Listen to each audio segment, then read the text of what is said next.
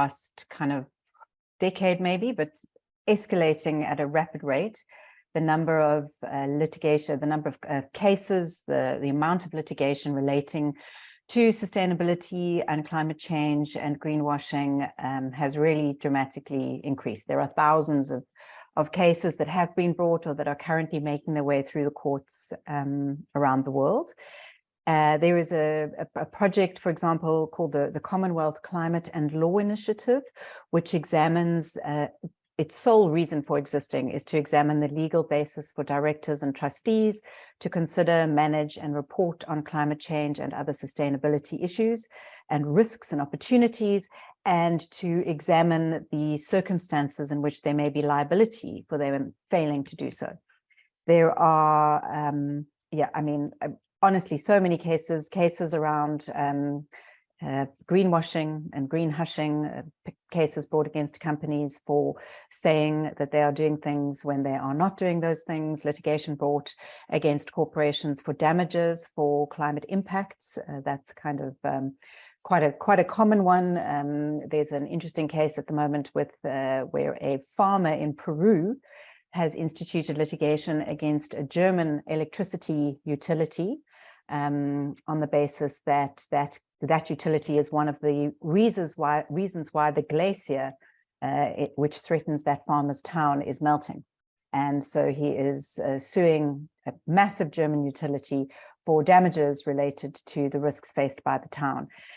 At a more personal level, earlier this year, an NGO in the UK, an environmental legal NGO called Client Earth, together with a large group of institutional investors, instigated the world's first derivative action against the board of directors of Shell, alleging mismanagement of climate risk and alleging that that is a breach of company law.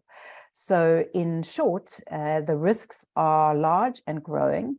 The fact that there hasn't been, you might argue, well, no director, no board of directors or individual director has been found to be liable or has been held liable for failure to report on climate risk or sustainability risk, or for misleading shareholders in relation to the sustainability risk, means that it's not too much of a risk. But you must remember that this is a really, it's a developing area of the law.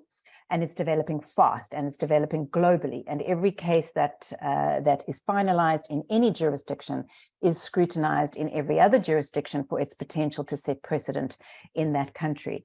So I think that this is, I think it's a significant risk. And you know what Paul was talking about in terms of looking forward, looking at the risks for board, audit and risk committees to be really focusing on the potential for the focus to land on them, because every company is exposed to climate risks. Every company is potentially going to be the target of this kind of litigation and activism. And you must also remember that in a world where corporate profitability, as Paul also mentioned, is going to be increasingly connected to and linked to a company's sustainability performance, shareholders will be basing investment decisions on what a company is saying about its sustainability credentials and its targets and plans in terms of climate change and other ESG risks.